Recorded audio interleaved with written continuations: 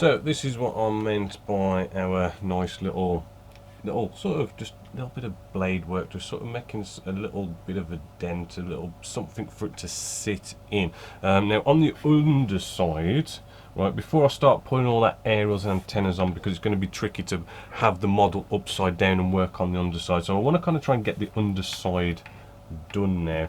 We have our Bombay. Removing this should be relatively easy if you've just done a nice little bit. If you remember way back when we was putting this on, just little bits of our micro crystal clear, we should be able to get a blade under this, just like so. Actually, I didn't get that on camera.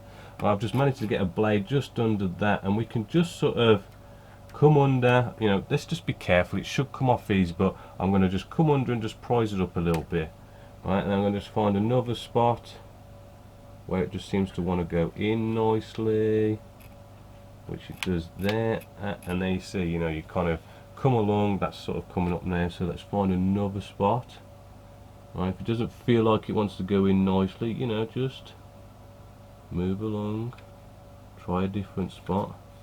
Then we try the front here, there we go, that's going to go in nicely, ish. Right, it's a tedious, well, a tedious-ish process, because you really just want to make sure you don't break anything, you don't want to be scratching anything. I mean, that's come up really sort of nice at the front there, right, but I don't want to be like, oh, that's coming up nice, let's rip it all up, right, let's just work our way around just to be nice and careful. So I'm just coming around this side. That doesn't seem to want to go there. It's quite nicely down there, maybe here. But yeah, I think you sort of get it. You just want to just nicely go all the way around, and then it should come to a point where it's literally coming off almost by itself. And this is where we're at. We're at that point where it is literally kind of coming off itself. I'm just sort of prising like the last little bit here. Alright, and I'm just, there we go. And then there's a little bit glued there, which, there we go, and that's all sort of nicely off now. Yes, we've got a little bit of work to do here. I mean, as you can see, we've got seepage from the weathering wash, but we know that cleans up quite nicely. You know, clean up all those little dabs of microcrystal clear, maybe sort of come along with the paintbrush and maybe tidied that up. But the main challenge here is going to be our doors, right, because we need to, according to instructions, we need to cut this down the middle. We then need to bend the two halves to kind of get it in a shape. It's yeah, we'll work our way through this one. Oh, by the way, I didn't mention this, but I did put a bit of masking tape on the inside, right, to cover those holes up to stop the spray going through. So we've cut in our Bombay doors, right? We want to start off with a P-cut. We want to take this slowly. Yes, there's going to be a bit of touch-up work to do. Just got a bit of sponge on the cutting mat here, just so as I don't scratch the bottom. But what we want to do is we already have a bit of a sort of a trench to follow down the middle. We want to get it in half first. So very carefully with the P-cutter, we're just going to start dragging this nicely along this center line. Right, the first cut is probably the most crucial, right, because this is where we're sort of making our guide, shall we say, because then after we've got that first crucial cut in there, right, all the next cuts, you know, it'll just follow it. The P-cutter will just guide its way along. Right, and we just want to just keep doing that. As you can see, just running it along, slowly cutting away the plastic, getting a nice cut all the way along, and you just keep going, and eventually you'll end up breaking through, and it does just come in half. Now that should come all off all nice like this. Now this is kind of like the tricky part, right? So again, we're kind of using the same sort of technique here, where we will, you know, follow. We've got a nice sort of indent going down the middle just then. We just want to sort of, again, follow this line, right? Which is, again, you know, I mean, you know, you want to be careful, but you know, when you've got something to follow with a pea cutter, it is, you know, fairly sort of easy. The pea cutter will guide itself, but this is really why, you know, the first kind of pass is kind of crucial, because if you slip, right, the pea cutter is going to want to go where there is a recess. So, you know, the first pass, if you slip, you know, all the other passes that come after that, you know, your pea cutter is going to want to go in that direction, even if it's a mistake and you've slipped. Right, so I'm just getting the first ones done, right, just so as I know this is going to follow nicely. So there's the first one. Right, then we want to turn this over, and we've got a nice recess panel line that runs all the way down the middle, right? Quite easy and nice to follow, but again, you know, get that first pass being really sort of nice and precise as possible. You know, go as slow as you need to go, just like so. Just get that first pass all nice, don't slip. I mean, you could get out like these templates if you really sort of wanted to, but you know, we've got such a nice recess panel line here, it'll follow it quite nicely. Right, and you don't really want to be making mistakes at this stage. I mean, maybe, I mean, you know, if you're a bit more sort of basic, intermediate, right, before spraying all this, you might have wanted to sort of do this, but that's kind of your personal preference. Now we've got our first one in there. We just want to do, you know, maybe 1 or 2 passes with the pea cutter. Right, we don't want to be cutting this in half. Right, so as you can see, I'm running this along, and you'll see these kind of like curly whirly strings come out of it because you're removing the plastic nicely and precisely. And basically, again, we'll do about 1 or 2 passes both sides. So with 1 or 2 passes both sides, what we should have now is like a nice weak, perfectly placed weak point. So if we sort of now sort of run ourselves along, right, very slowly, you know, don't sort of start bending this. We want this to bend perfectly, right, and you'll start to feel it just nicely sort of bend. If you've cut a bit too deep, this may break, so you may have to glue it. If you haven't cut deep enough, you'll really sort of feel quite a bit of resistance, and you might want to cut a little bit more. Oh, I'm just feeling that almost sort of cracking. May have to glue it, or you can hear it as well, but it might be intact enough. Right, and then what we want to do is then test and make sure that this is now sort of the right bendiness to it. Right, so we've got our pieces just here. Let me bring you out a little bit, and we're just going to sort of now sort of put them on, and hopefully it's probably best I show you the front. You want to bend it to the point where it kind of folds over it quite nicely. As you see, that's not quite bent, that needs quite a bit more of a bend to it. Ooh, yeah, almost broke that one, but actually, I mean, we could probably glue that in with a bit of pressure, and that's what you basically want to do. Just remember, you know, I'm not going to completely bore you, but you know, as we've sort of almost sort of broke this, right, you're probably going to want to come in and sort of maybe just do a bit of painting inside there, maybe a bit of a wash in there just to tidy it up, as well as sort of like, you know, get your green around the side, just a little bit of sort of brush painting, tidying up, sort of nice sort of basic stuff. Right, and then glue that in place, get the torpedo in there, and you know, we're sort of moving along, get a few more things done on the underside, then we'll work on like the easy line and all that good stuff.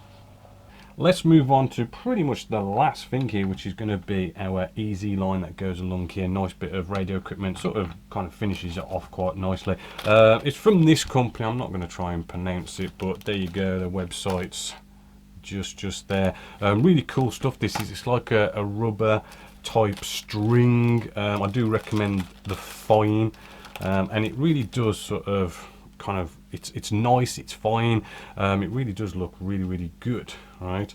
So what we want to do to start off with this, right, and how we put them on, we will get out some super glue, any old super glue, put it on a pot or a lid, right, and we want a nice cocktail stick.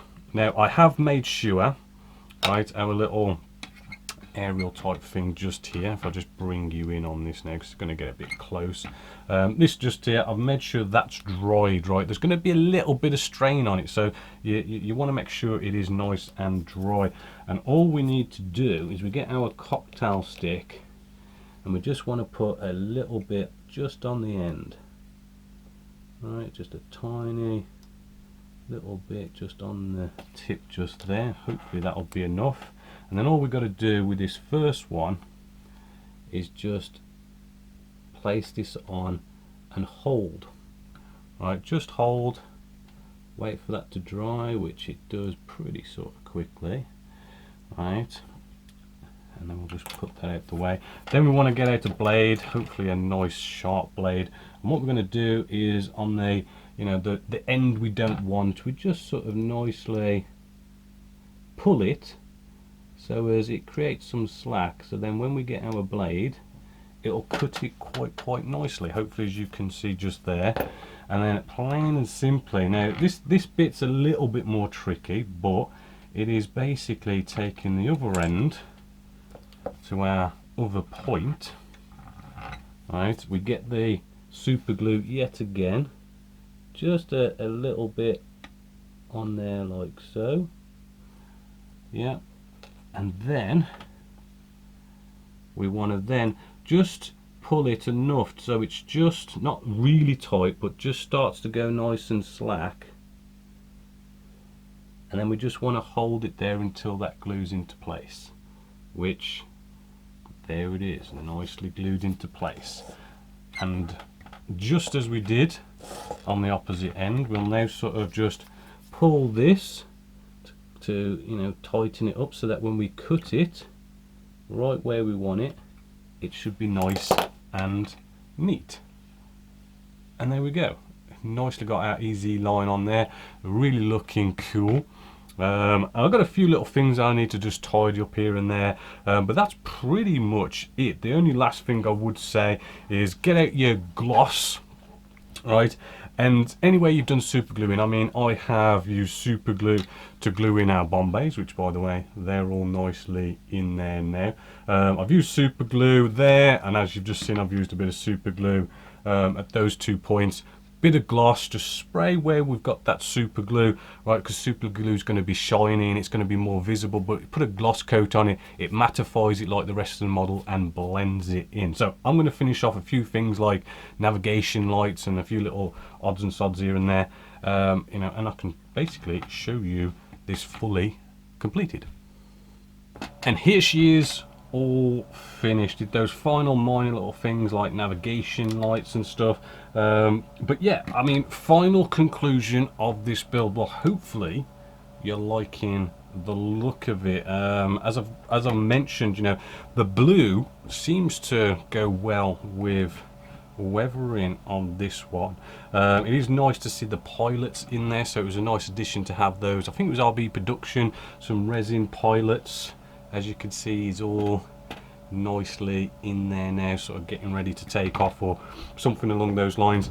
Final conclusion, the kit itself, as we built along with this, first off, ejector pin marks, they are pretty terrible. They are literally everywhere, but apart from that and the way it went together, when it comes to like test fitting, bringing the fuselage halves together, putting the wing sections in, it's got this snap fit thing going on where once you've snapped it together, that's it. You're going to break it to bring it apart. So I was concerned about that, how, like, you know, you can't test fit it without it actually clipping together and it being together. So if there was any fit issues, you wouldn't be able to take it apart and sort of maybe do a bit of sanding and then, you know, remove those fit issues. It is a concern, and some of you might have fit issues, but it did go together well even with that. But do you know what? The surface detail on this is actually really nice. As you could see, I mean, all those recessed panel lines and rivets really do sort of bring this out, as well as the bombay. I mean, you know, nice torpedo in there, really sort of brings that some nice detail there and brings it to life. Admittedly, the instructions did say about having rockets on them. I've did a bit of research, and from what I can find, I mean, comment down below if you know, but I don't think the TBFs had the rockets, but it was the TBMs, because the TBMs had their framework sort of strengthened so they could have rockets. So I'm not 100% sure on that whether the TBF could hold rockets or not, but I've left them off for now. So I'll, you know, any feedback on that would be appreciated, and I might put them on or might not, but they are kind of ready to go if I do decide to put them on. The weathering side of things, again, you know, the blue sort of goes so nice with the weathering. Did nice sort of, instead of using pigments this time, we kind of used things like oils and stuff, which is a nice change, and it does have certain benefits over pigments, which is rather cool. But all in all, I am quite happy with it, and it is it's one of these aircraft, you know, I don't know if it's just me, but I tend to sort of build US jets and RAF World War II fighters. I mean, if I look at my collection, that's kind of the main gist to go by. So it is nice to kind of go off and do some US World War II fighters and fighter bombers, which is a nice sort of change. I don't know if it's just me, but yeah, I think it's one of these things, you know, us Brits, we like our good old RAF, but when it comes to like modern day jets, I mean, US does have a lot of nice cool gear to play with, and that they are really nice to build.